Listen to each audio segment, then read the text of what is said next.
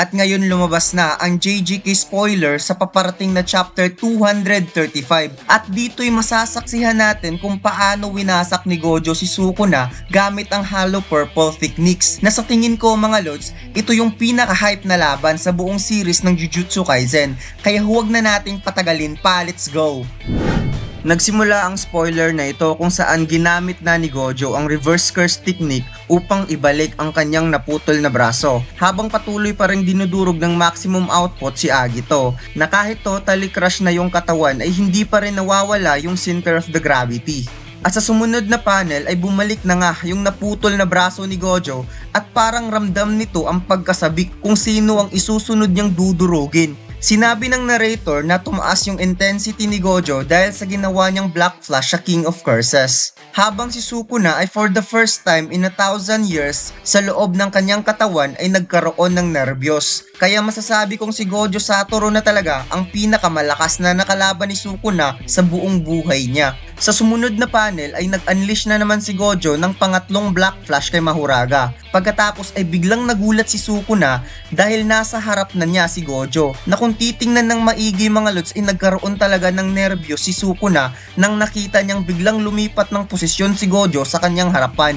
Sinubukan ni Sukuna na suntukin si Gojo, ngunit nagawa itong maiblock at binali pa ang kamay at itinapon papunta kay Mahuraga. Pagkatapos ay nagpakawala na naman si Gojo ng pang-apat na Black Flash, subalit sinubukang i-block ni Mahuraga upang protektahan si Sukuna, kaya tumilapon ang dalawa sa sobrang lakas ng Black Flash ni Gojo. Pagkatapos, binanggit na naman ni Gojo ang enchantment para sa susunod niyang atake, at ito nga yung Face, Haramitsu at Failure of Light. Sinabi ng narrator katulad daw ng sure hit effect sa pangyayari bago magpapalawak ng domain ay palaging may pagsisimula para sa isang malawak na hakbang. Subalit unlike Gojo na isang mahusay na sorcerer at hindi nauubusan ng cursed energy ay hindi na niya ito kailangan. Habang si Sukuna ay nag-iisip kung ano ang kanyang gagawin, kaya napaisip itong mas maigi daw gagawin niya munang tangke si Mahuraga para ma-adapt neto ang Reversal Red, at para na rin sa assurance na ma-adapt ni Mahuraga ang Limitless. At dito'y biglang nag-activate si Gojo ng Red, subalit instead na patamaan si Mahuraga ay ipinuntirya ni Gojo sa itaas, na sobrang ikinagulat ni Sukuna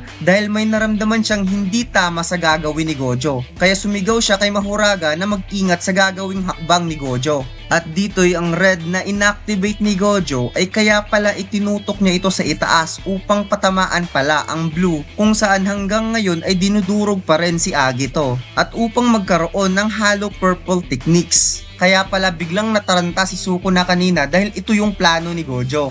At since hindi ganun kabilis ang reversal red papunta sa blue tulad noong umikot ang red sa buong building bago natamaan si Sukuna, kaya nagmadali si Mahuraga na ma-interfere ang clashing ng red at blue, kaya dito'y makikitang mabilis na lumabas sa itaas ng building si Mahuraga upang wasakin ng blue. Gamit ang quick movement from Oracle Blue ay mabilis na habol ni Gojo si Mahuraga, at since hindi hinila ng blue si Mahuraga dahil sa adaptation, kaya dito'y kaagad niya itong naabutan at makikitang nagawa niya itong ma-uppercut, habang si Sukuna ay biglang nag-appear sa likod ni Mahuraga upang mag-unleash ng Piercing Blood para pasabugin ng blue. Kaya biglang nag-appear si Gojo sa tabi ni Sukuna upang pigilan ito.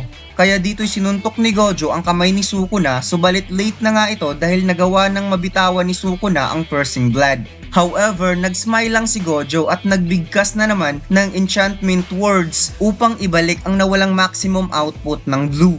Kaya masasabi kong kakaiba talaga si Gojo dahil hindi na uubusan ng backup kahit nasa clutch time. Kaya dito'y gulat na gulat si Sukuna mga lods nang nakita niyang hindi tumalab ang Piercing Blood doon sa blue, habang si Gojo ay nagbigkas na naman ng enchantment words upang palakasin ang purple, at dito'y makikitang ang dalawang maliit na bagay sa itaas ni na Gojo, Sukuna at Mahuraga ay magbabanggaan na, habang si Yuta ay humingi ng tawad kay Kusakabe dahil kung itinuloy niya na sumali sa laban upang tulungan si Gojo ay magiging sagabal lang pala siya. At si Gojo ay napawikang Hollow Purple, na makikitang nakangiti si Gojo mga lods habang ina-activate ang Hollow Purple, at si Sukuna at Mahuraga ay parang nawalan ng pag-asa dahil nagawa silang ma-checkmate ni Gojo by clashing the red at blue to create Hollow Purple. At dito'y nagsimula ng gumawa ng napaka-massive na impact sa buong Shinjuku mga lods, at makikitang yung will ni Mahoraga ay tumilapon at unti-unting nagkadurog-durog na parang ipinakita dito na nagawa ng ma-destroy ni Gojo si Mahoraga. Sinabi ni Gojo na ang purple na pinakawalan niya ay wala itong pinopunterya, kaya pati ang kanyang sarili ay tinamaan. Subalit ang kaibahan nga lang ay sarili niya itong cursed energy, kaya hindi siya apektado.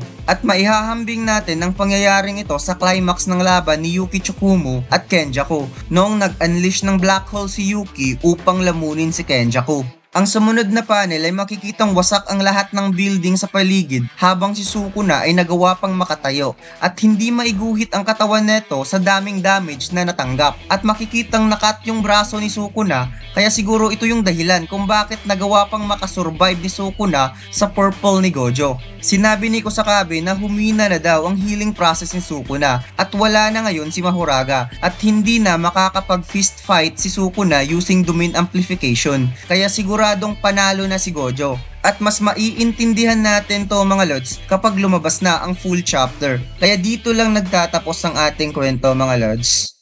At heto na nga mga lods, Asta Katana Design, 6i Gojo, Ryumin Sukuna, bestseller sa TikTok Shop at Shopee. Naka DTF printing yan mga lods, kaya napakatingkad ng kulay at matibay ang t-shirt natin. Makapal dahil 200 GSM yan mga lods. T-shirt pa lang, quality guarantee na kaagad. Yung link nasa description.